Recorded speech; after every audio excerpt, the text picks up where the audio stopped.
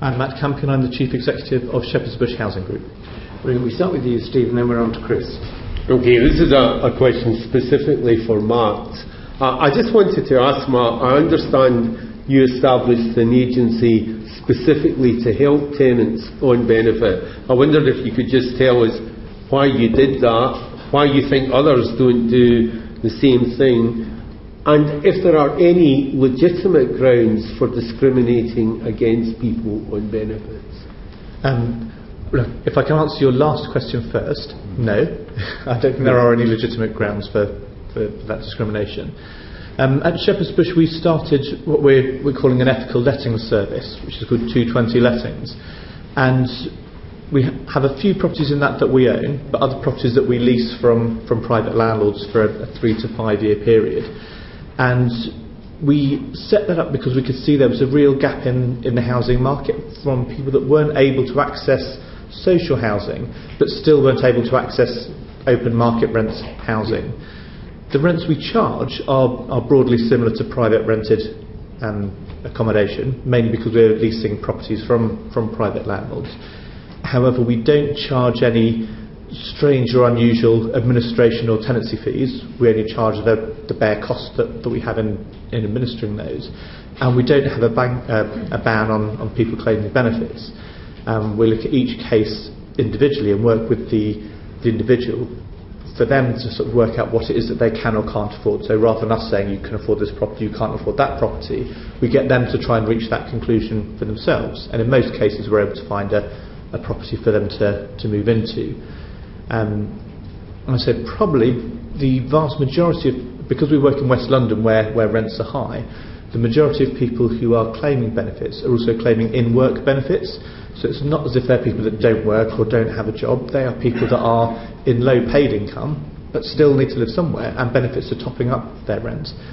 We don't find any difficulty with having to evict more tenants that are in that our ethical lettings business. It runs well, and we think it's a really important service to provide. Thank you. Very good. Can I just ask Matt to come in on this? Comments, Matt? I suppose the area that I do have sympathy with the landlords is around the administration of universal credit. And at the Shepherd's Bush we run a debt and welfare benefits advice service that isn't just available to our residents, it's available to any member of the West London community.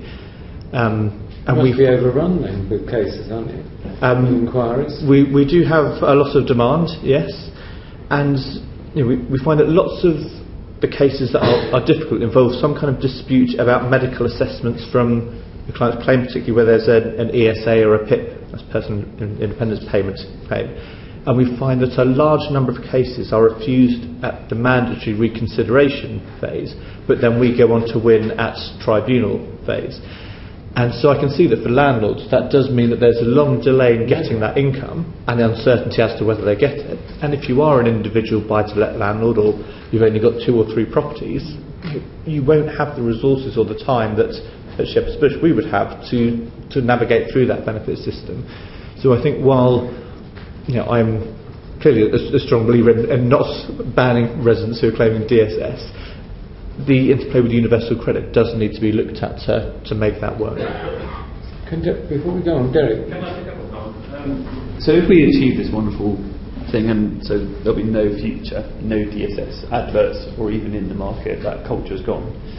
Do you see that we'll end up, picking up on your point, Matt, that we'll end up with landlords insisting that the universal credit part of housing benefit will be paid direct to them as part of the tenancy agreement?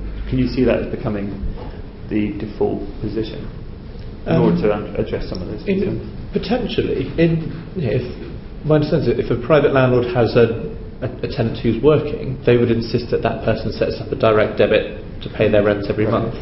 So I don't see why they wouldn't insist that somebody who has a benefit derived income can set up that direct debit. So certainly within our ethical lettings we find that residents on benefit derived income can sometimes find that difficult, because if there's a delay in their benefit claim for some reason, then their direct debit can bounce, and that causes all sorts of costs that they get with their banking.